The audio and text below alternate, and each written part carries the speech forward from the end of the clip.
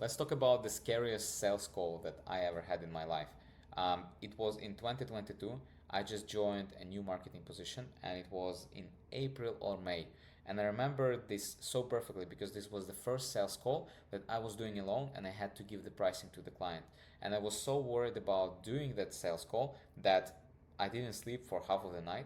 And then when I got up in the morning, I absolutely blew it up because I wasn't really slept. I came to the call, I was worried, I was too fast, I didn't listen to the prospect, I rushed into everything. And when they asked me to the price, I was afraid of the price as well because I thought, oh my God, that's so much. How can we charge so much?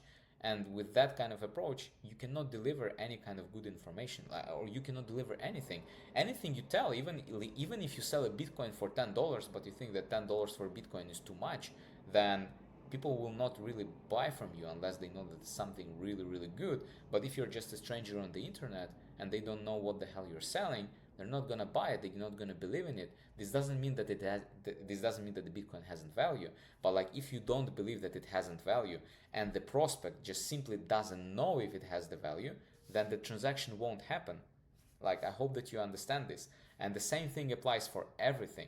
If you have your product that you know it works, or you're hesitant that it works, or you think that you guys charge too much for it, and then you try to sell it, this just creates so much pain and pressure on you as a salesperson that if you're not skilled enough, you're easily broken, you're worse, nobody believes in you. People feel it, like people can see it in your eyes that you don't trust in it, that you don't like it, that you don't believe in it. So they just go and they say, okay, we will get back to you, and they never get back to you. This doesn't mean that everybody that tells you we will get back to you, this doesn't mean that they don't believe you, but the transaction won't happen simply for the reason that you don't like it. And this was the worst sales call in my life, and still sometimes I have a calls like that, and it's okay.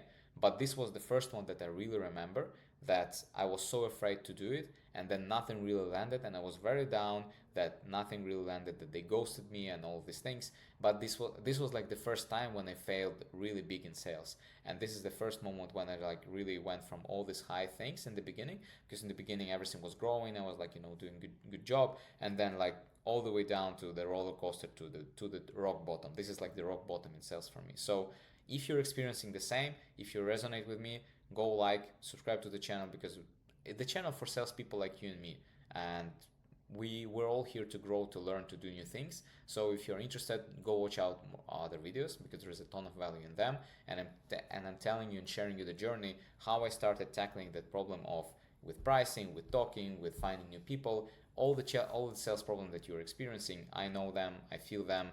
So if you're interested, go check out the video in the descriptions. See you.